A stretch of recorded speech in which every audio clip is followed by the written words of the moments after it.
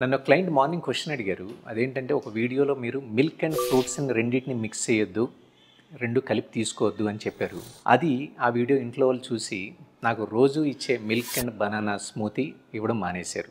అది నేను తాగొచ్చా తాగకూడదా అని. నేను ఆ వీడియోలో క్లియర్‌గా మెన్షన్ చేశాను గైస్. అదేంటంటే మీకు ఏదైనా ఎలర్జీస్ గానీ లేదంటే మిల్క్‌తో లేదా ఫ్రూట్స్‌తో ఏదైనా సెన్సిటివిటీ ఉంటే మాత్రం తీసుకోవద్దు అని చెప్పా. క్లియర్‌గా మెన్షన్ చేశా. సో ఫర్ ఎగ్జాంపుల్ నార్త్ స్టేట్స్లో ఉండే వాళ్ళకి లాక్టోస్ టాలరెన్స్ అనేది చాలా ఎక్కువగా ఉంటుంది కంపేర్ టు మనతో పోల్చుకుంటే. అలాగే ఆఫ్రికన్ ట్రైబ్ పీపుల్కి లాక్టోస్ ఇంటాలరెన్స్ విపరీతంగా ఉంటుంది.